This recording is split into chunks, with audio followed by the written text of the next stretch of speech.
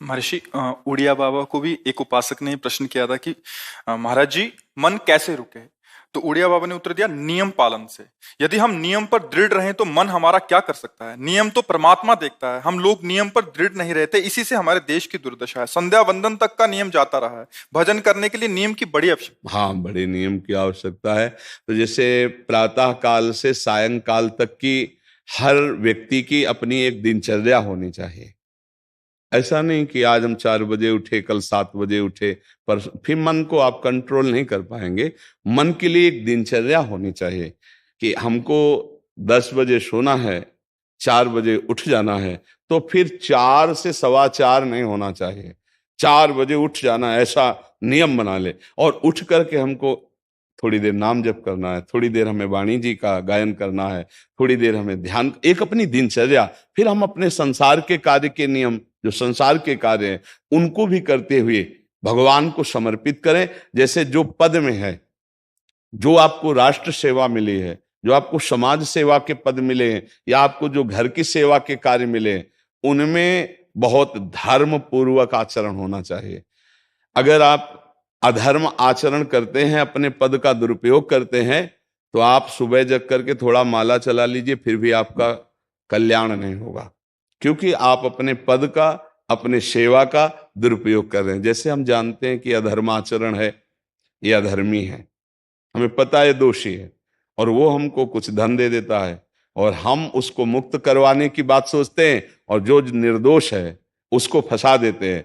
अब तुम चाहे जितना माला चलाने की कोशिश करो या दान पुण्य करो, वो तुम्हारा अधर्म आचरण, वो अधर्म का धन तुम्हें सतमार्ग में नहीं जाने देगा। नियम लेना चाहिए कि जिस पद में है, जिस धर्म में है, जिस कर्तव्य में है, चाहे कुछ भी हो जाए, हम अपने कर्तव्य से विमुख नहीं होंगे। जितना जप महान है, उतने कर्तव्य महान है। दोनों बातें समझना है। जब माला फेरा और इसके बाद बेईमानी, अधर्माचरण, इनका कोई नियम नहीं है कि हमें कैसे चलना है, तो वो माला काम नहीं कर पाएगा। क्योंकि उसका तभी सत्य भाव माना जाएगा माला जपला, जब धर्माचरण है। धर्माचरण नियम से। बोले वो बड़े कट्टर नियम वाले हैं, उनको घूस नहीं, आप उनको भयभीत करके नहीं काम करवा सकते, प्रलोभन में काम नहीं करा सकते। ये हमारी गृहस्थी है ना, तो गृहस्थी के पालन के लिए धन चाहिए, और धन के लिए हम धर्म को आगे रखें, धन को नहीं। धर्म को, हमारा कर्तव्य क्या, प्रायः जैसे पूज्य बाबा ने कहा, आज हमारे देश में बहुत दुर्दशा हो रही है। दुर्दशा हो रही, क्यों? क्योंकि सब अपनी जगह से गलत हो रहे हैं। अगर अपनी जगह हम ठीक रहे तो हमारी दुर्दशा नहीं होगी। हमारा भजन कम होगा, लेकिन हम धर्म से चल रहे हैं तो हम विजयी होंगे। हम भगवान को प्रसन्न कर सकते हैं, क्योंकि हमें जो कार्य मिला है वो भगवान का ही कार्य, सृष्टि भगवान का कार्य। जैसे नए बच्चे कुछ वकालत पढ़ रहे थे, तो यहाँ के प्रश्न किया था कि हम जानते हैं कि वो दोषी नहीं है, हम जानते हैं कि वो दोषी है, पर दोषी हमें पैसा दे रहा है, तो हम वकालत पढ़ी इसीलिए, हम उसको जिताएंगे, तो क्या कोई पाप है? तो उनका खुला पाप है।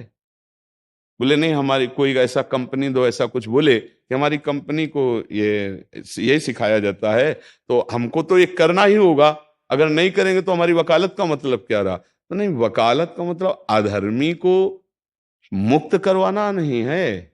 वकालत का मतलब अधर्मी के सबूत एकत्रित करके उसको दंड दिलवाना है, और धर्मात्मा को मुक्त करवाना है। अब इसके लिए आपके पास अर्थव्यवस्था अगर कमजोर भी है, तो धर्म व्यवस्था आपकी पूरी है। धर्म व्यवस्था ठीक है तो परिवार स्वस्थ रहेगा, सुखी रहेगा, भगवान आप पर प्रसन्न रहेंगे।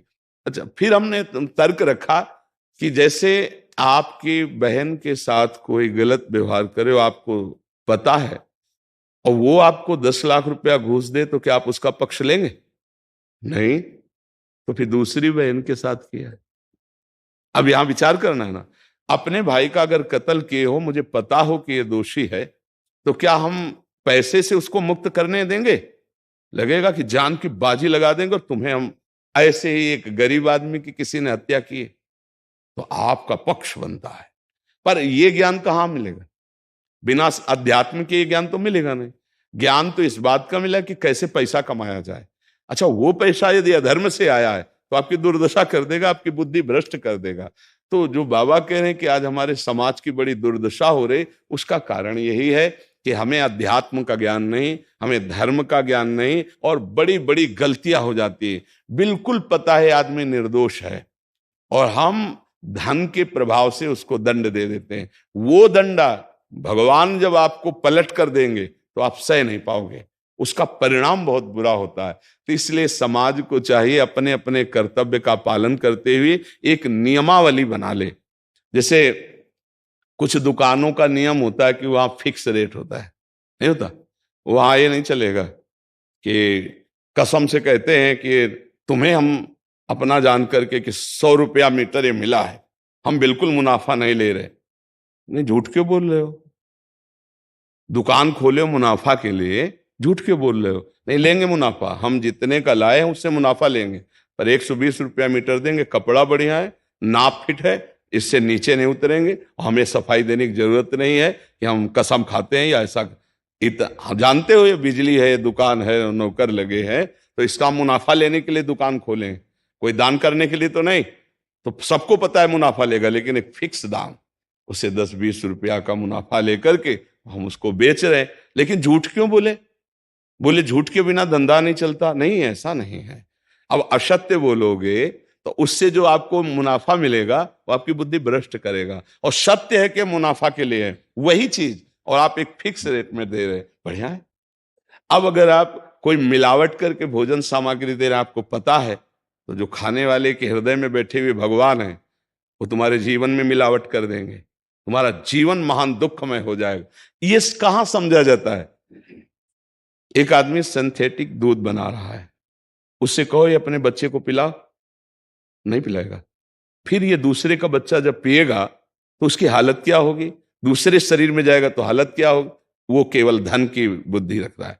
एक आदमी घी में केमिकल मिला रहा है, एक ऐसे अभक्ष पदार्थ मिला है, वो स्वयं नहीं खाएगा, लेकिन वो होटलों में भेजा जाएगा, हजारों लाखों लोग खाएंगे, बीमारी बढ़ेगी, उसको रुपया से मतलब है। ये चीज, ये दुर्दशा हर जगह धर्म का ज्ञान न होने के कारण फैल रही, नहीं फैल रही। एक मरीज बीमार है, असली दवाओं में पैसे ज्यादा है, नकली दवा लेकर के असली के दाम में बेच देना, उसको बिल्कुल फायदा ना होना। लेकिन परमात्मा देख रहा है, तुम जानते हो नकली दवा है, वो तो नहीं जानता बेचारा, ज्यादा पढ़े लिखे नहीं, किसान आदमी गांव का आया है, तुमने दे दिया और उसने पैसा दिया असली के। अब वो पैसा तुम्हारी बुद्धि भ्रष्ट करेगा, तुम्हारे परिवार में कलह पैदा करेगा और तुम्हारा पतन कर देगा। ऐसे हर डिपार्टमेंट में, हर विषय में यदि हम अपने धर्म से चले, अपने सत्य से चले और थोड़ा भी भजन होगा, वो आपको उत्तम गति प्रदान करेगा। पर ऐसा कहां समझ में आ रहा? अध्यात्म के बिना भला ऐसा समझ में आएगा? तो इसीलिए कह रहे हैं हमारे देश की दुर्दशा हो रही। पूर्वजों में पहले यह था कि हमारा धर्म नहीं जाना चाहिए चाहे प्राण चले जाएं, हमारा चरित्र नहीं जाना चाहिए चाहे सर्वस्व नष्ट हो जाए।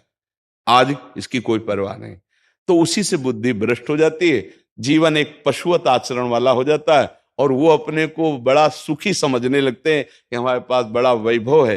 लेकिन प्यारे, उस दिन को याद करो जिस दिन तुम्हारा आखिरी समय होगा, ना तुम्हारा फार्म हाउस जाएगा, ना महल तुम्हारा जाएगा, ना बैंक बैलेंस जाएगा, ना कोई व्यक्ति, और ना ये शरीर। अब तुम्हारे कर्म तुमको भोगवाएंगे। उस समय की कौन याद करता है?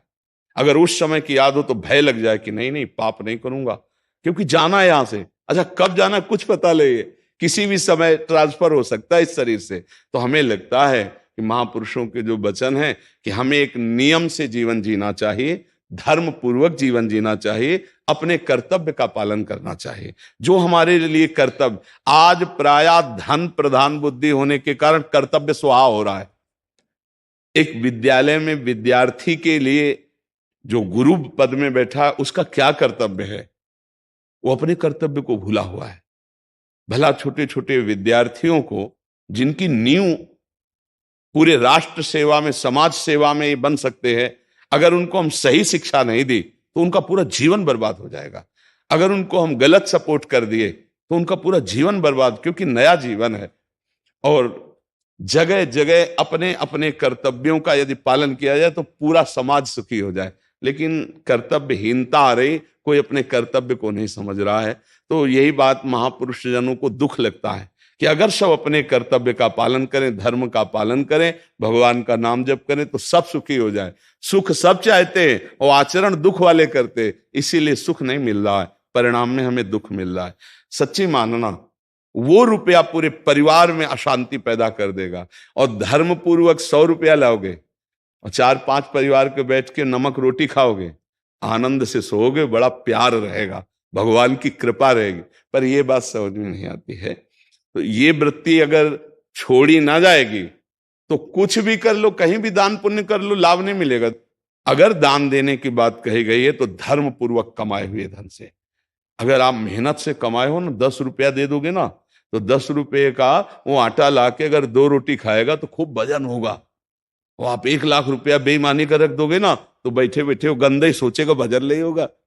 उसका गंदा सोचना और आपका गंदा करना, दोनों मिल करके, उसके कारण भी तो आप बने ना, तो आपका ही पतन हो जाएगा। उसको तो भगवान बचा लेंगे क्योंकि भगवान की शरण में है। तो मुझे लगता है अधर्म के धन से कभी किसी को लाभ नहीं मिलता। तो अपने कर्तव्य का पालन करते हुए यदि नाम जप किया जाए तो बहुत जल्दी हमको लाभ प्राप्त हो जाए।